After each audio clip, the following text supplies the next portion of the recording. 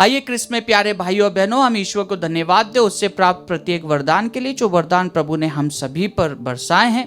उन तमाम आशीषों के लिए जब हमने प्रभु से जुड़कर हमारे जीवन में उसकी खुशियों को पाया है, उसके प्रस्तुति में हमने जीवन बिताया है और हमारे जीवन में हमने सफलता पाई है, उन सभी क्षणों के लिए हम प्रभु को धन्यवाद दें और प्रभु के वचनों को योग्य रीति से सुनने के लिए अपने आप को तैयार करें।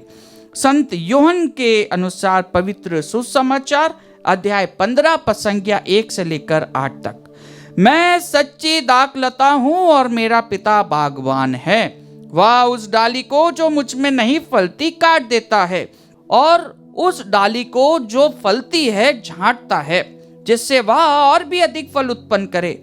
मैंने तुम लोगों को जो शिक्षा दी है उसके कारण तुम शुद्ध हो गए हो। तुम मुझ में रहो और मैं तुम में रहूंगा। जिस प्रकार दाखलता में रहे बिना डाली स्वयं नहीं फल सकती, उसी तरह मुझ में रहे बिना तुम भी फल नहीं सकते। मैं दाखलता हूँ और तुम डालियां हो। जो मुझ में रहता है और मैं जिसमें रहता हूँ वही बहुत फलता है, क्योंकि मुझसे अलग रहकर तुम कुछ भी नहीं कर सकते। यदि कोई मुझ में नहीं रहता तो वह सूखी डाली की तरह फेंक दिया जाता है। लोग ऐसी डालियां बटोर लेते हैं और आग में झोंक कर जला देते हैं। यदि तुम मुझ में रहो और तुम में मेरी शिक्षा बनी रहती है तो चाहे जो मांगो वह तुम्हें दिया जाएगा। मेरे पिता की महिमा इससे प्रकट होगी कि तुम लोग बहुत फल उत्पन्न करो और मेरे शिष्य बनो। यह प्रभु का सुसमाचार है।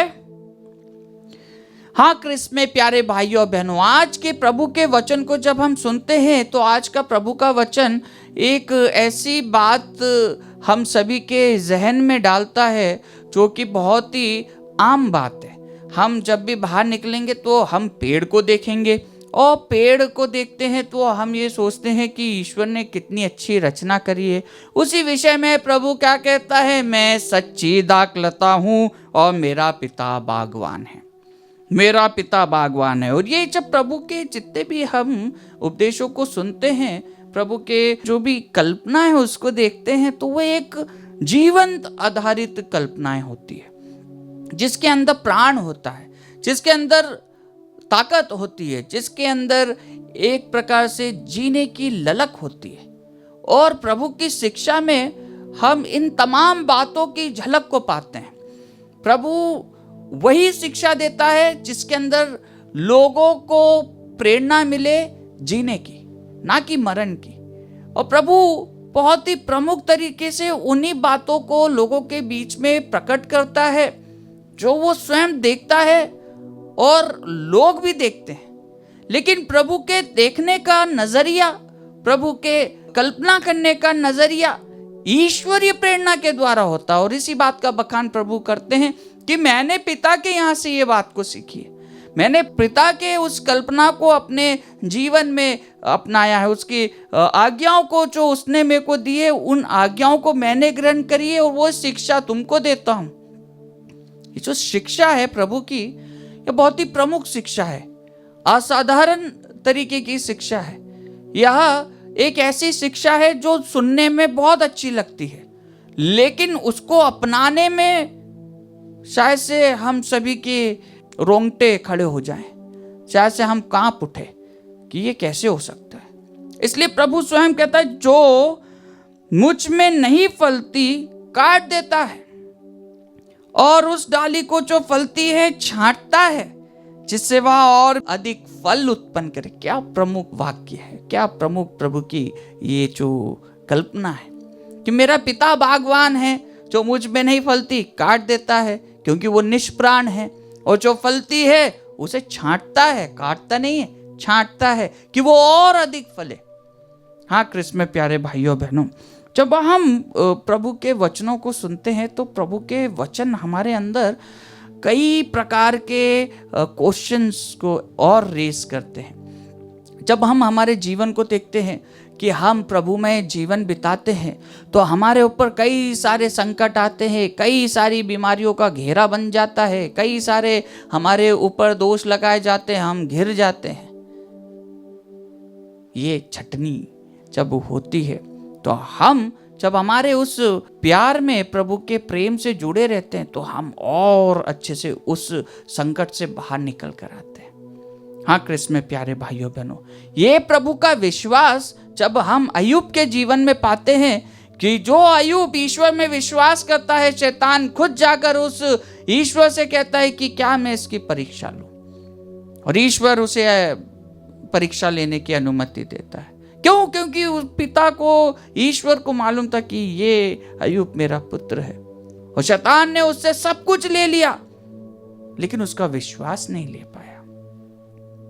और यही मानव जाति में, मानव होने के नाते हम हमारा सब कुछ गवा देते हैं। कई बार हम हमारा विश्वास भी गवा देते हैं। लेकिन जब हम हमारे विश्वास में अटूट रहते हैं, जब हम हमारे विश्वास में मजबूत रहते हैं, तो हम ईश्वर के दर्शन करते हैं। और वह ईश्वर जो हम में रहता है, जो हमारे अंदर पूरी तरीके से विद्यमान है, जब हम उसके विश्वास में आगे बढ़ते हैं तो प्रभु का वचन कहता है, यदि तुम मुझ में रहो और तुम में मेरी शिक्षा बनी रहती है तो चाहे जो मांगो वह तुम्हें दिया जाएगा। मेरे पिता की महिमा इससे प्रकट होगी कि तुम लोग बहुत फल उत्पन्न करो और मेरे शिष्य बने रहो। हाँ कृष्ण में प्यारे भाइयों बहनों, कई बार हम सताए जाते हैं, कई बार हमसे हमारे विश्वास पर प्रश्न उठाए जाते हैं, कई बार हम खुद विचलित हो जाते हैं। आइए आज जब हम प्रभु को अपना सर्वस्व समर्पित करते हैं, इस पवित्र यूक्रिस्ट में उपस्थित प्रभु यीशु से प्रार्थना करें कि प्रभु आप हमें हमारे विश्वास में मजबूत बनाइए। हमारे परिवार के प्रत्येक व्यक्ति को अपने पवित्र लहू के बाड़े से बांध दीजिए। अपने क्रूस का स्तंभ हमारे घर के आंगन में लगा दीजिए।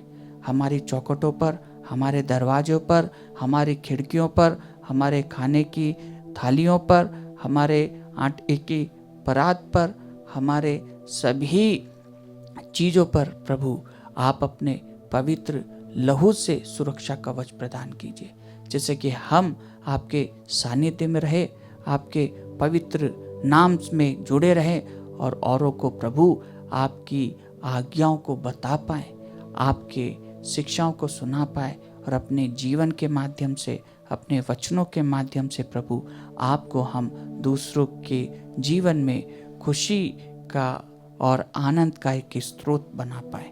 आइए हम कुछ मौन रूप से हमारे परिवार के प्रत्येक व्यक्ति के लिए इस पवित्र यूक्रिस्ट में उपस्थित प्रभु यीशु से प्रार्थना करें।